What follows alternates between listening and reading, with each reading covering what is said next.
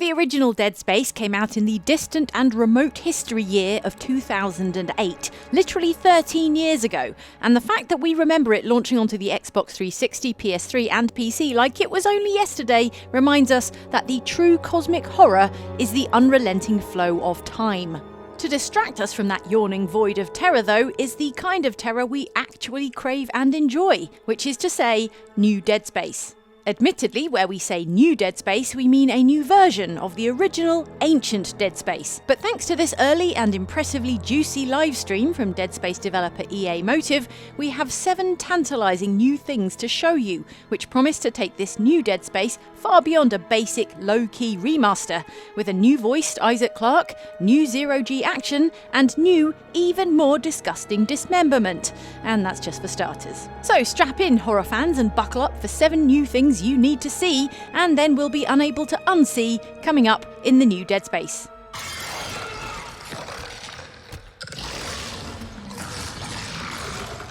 The recent livestream kicked off with a teaser trailer that was a clear statement of intent, where the intent is clearly to keep it creepy and keep it classic Dead Space. This minute-long teaser has everything you want and expect from a Dead Space promo, namely one of the franchise's iconic pointy space zombies, that's a necromorph to you and me, plus disturbing stuff written on the walls in, I'm going to say this is blood, and spooky singing.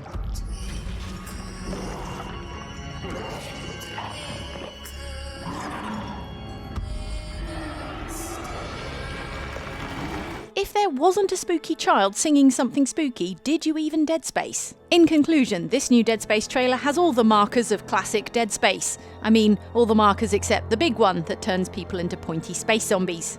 The mark must be delivered to the church. That's the one. Speaking of things that you simply can't have a Dead Space game without, get a load of this corridor.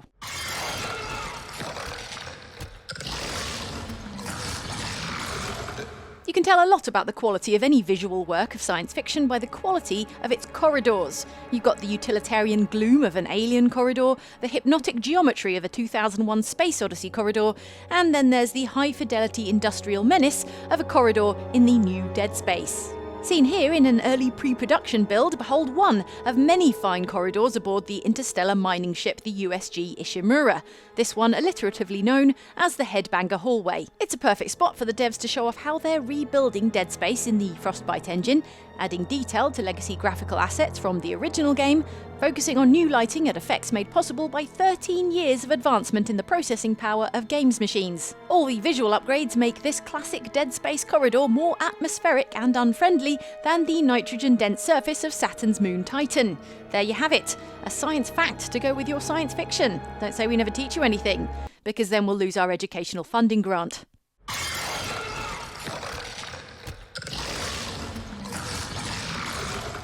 In the top 10 chart of deeply unpleasant terms coined by game developers for the deeply unpleasant stuff you have to do to survive their games, the new number 1 with a bullet is peeling. The thing we're working on at the moment and we call peeling. Yes, peeling is what the makers of Dead Space are calling their new, more complex, more viscerally gruesome damage system. We observe it in action here in the damage testing level the makers of Dead Space call the Dismemberment Gym. Dismemberment Gym, so you know, is number 2 in the same top 10 chart of deeply unpleasant terms. As demonstrated by Isaac Clarke and this extremely obliging volunteer necromorph, nice chap, peeling describes how the way in which weapons damage fleshy monsters isn't just about simple dismemberment, but about showing you flesh being removed from the bones of an enemy. He really is very patient. Peeling is the way you can see chunks coming off an enemy body, which serves the twin purpose of being very nasty and also visually signifying how effectively your chosen weapon is doing damage.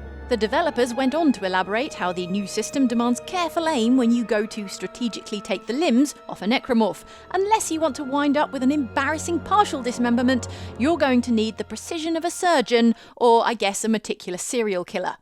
If I'm shooting here, I'm not going to cut the leg because I'm not shooting at the place where the bone is actually visible. If I want to cut that leg now, I need to be much more careful and precise. Like I said, it says something about a game when the footage from the developer diary is powerfully disturbing in its own right, And to that effect, here's a closer look at our obliging volunteer necromorph again, holding a T-pose while we get a good long look at the layered model that powers the hyper-detailed new body destruction, which again, I really cannot stress this enough, is called peeling.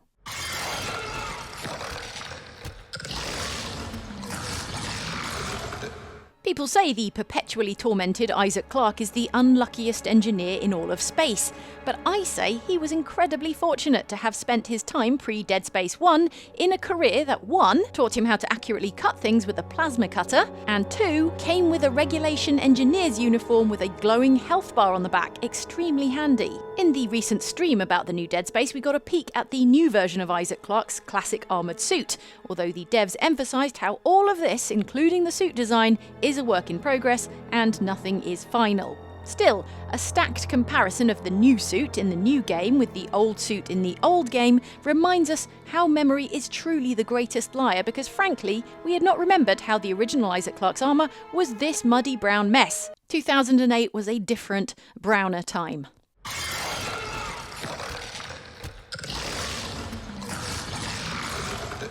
The other thing it takes a moment to recall, thinking about the original Dead Space, is how the original Isaac Clarke had no voice. A silent protagonist. God, that takes us back. Yes, in the second and third game, we had a splendid performance from voice actor WRIGHT, who really captured the torment and terror of the Isaac Clarke experience. I'm done with that. You find somebody else for your suicide mission. That's right, but cast your mind back and you'll remember that the very first iteration of Isaac Clarke was as voiceless as the Little Mermaid when she gets her legs from the Sea Witch. Of course, these days you can't get away with silent protagonists or stealing the voices of young mermaids, and so with regards to the former, the makers of this Dead Space remaster have gotten WRIGHT back into the studio to make Isaac Clarke say things for the first time in Dead Space 1. I'm reprising my role as Isaac Clarke for the remake of Dead Space 1. I want to thank all of you for allowing me to give Isaac a voice. I can't wait to suit up, throw that rig on, and do my best to try to keep Isaac alive. Although I've got a feeling some of you might try to keep me from doing that. In the words of Isaac Clarke, stick around. I'm full of bad ideas. If you're expecting a constant Nathan Drake-style running commentary, however, you'll be disappointed. The word is that Isaac will only speak when spoken to, like a child trained to be polite by a strict Victorian nanny, or in places where it would be weird if he didn't say anything, like this. Jesus! Open fire! Open fire! Get the power! Exactly, just like that.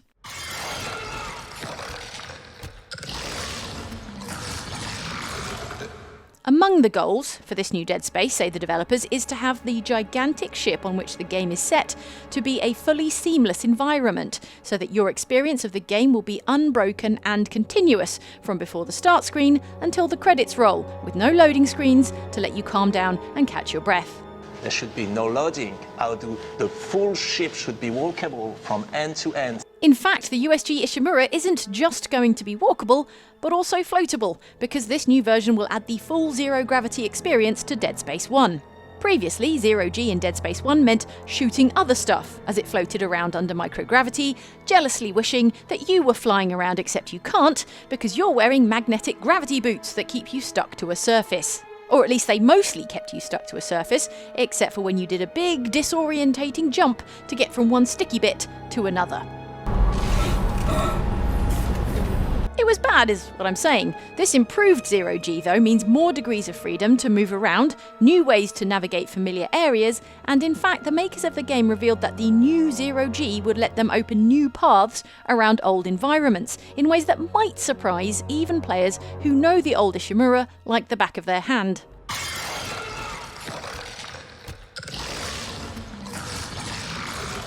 Finally, there was a bit in the stream where the game developers just promised not to put any microtransactions in it, and we thought that was worth repeating.